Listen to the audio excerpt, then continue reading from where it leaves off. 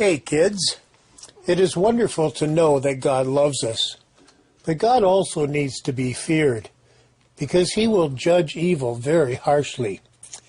Now in this story we see how, in the days of Abraham, that God judged two very wicked cities, Sodom and Gomorrah. Now Abraham was walking with the Lord and two angels, and the Lord said, "Shall I hide from Abraham what I am about to do, since Abraham will become a great nation? For I have chosen him so that his descendants after him will keep the law of the Lord, by doing what is right and just." So the Lord said to Abraham, "The cry of Sodom and Gomorrah is great, and their sin is very grave. I will go down now and see if they are as evil as their outcry." Then the men went towards Sodom, while Abraham was still standing before the Lord. And Abraham said, "Lord, will you destroy the righteous with the wicked?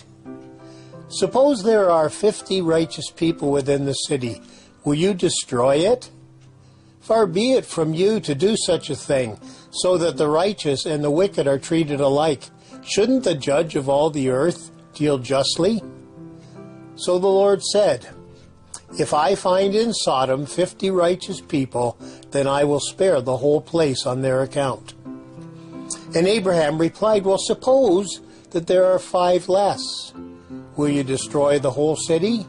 And he said, "I will not destroy it if I find 45 there." So he spoke to him yet again, and he said, "Well, suppose 40 are found there." And the Lord said, "I will not do it on account of 40.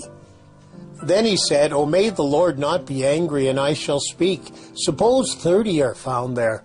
And he said, "I will not do it if I find 30 there." And he said, "Well, suppose 20 are found there." And he said, "I will not destroy it on account of the 20. Then he said to the Lord, "Do not be angry, and I will speak only once more. Suppose 10 are found there." And he said, "I will not destroy it on account of the 10. As soon as he had finished speaking to Abraham, the Lord departed, and Abraham returned to his place. Now the 2 angels came to Sodom in the evening, as Lot was sitting in the gate of Sodom. When Lot saw them, he stood up to meet them. And he said, "Now behold, my lords, please come into my house and spend the night. Then you may rise early and go on your way." They said, however, "No, but we shall spend the night in the square." So Lot urged them strongly. So they entered his house, and he prepared a feast for them and baked unleavened bread, and they ate. But before they lay down, the men of the city, the men of Sodom, surrounded the house, both young and old, all the people from every quarter, and they called to Lot and said to him, "Where are the men who came to you tonight? Bring them out to us, that we may mistreat them."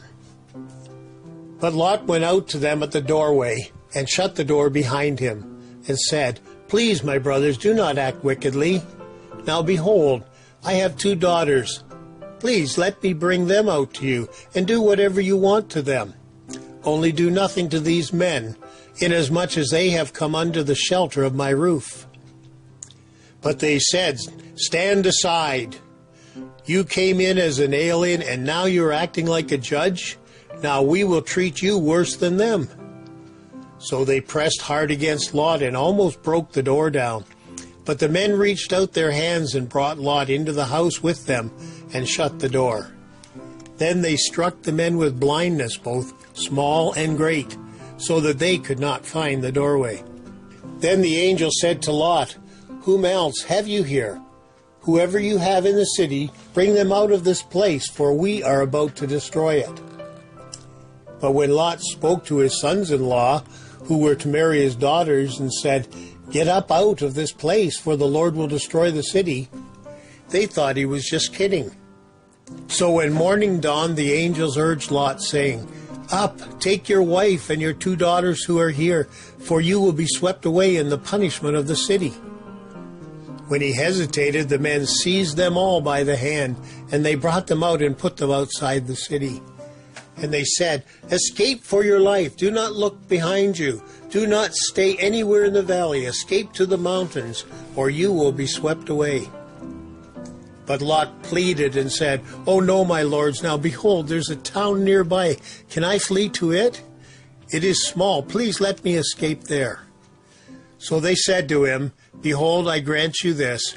Hurry up, escape there, for I cannot do anything until you arrive there." So they escaped towards the town called Zoar. Then the Lord rained on Sodom and Gomorrah brimstone and fire out of heaven. And he overthrew those cities and all the valley and all the inhabitants of the city and what they grew on the ground.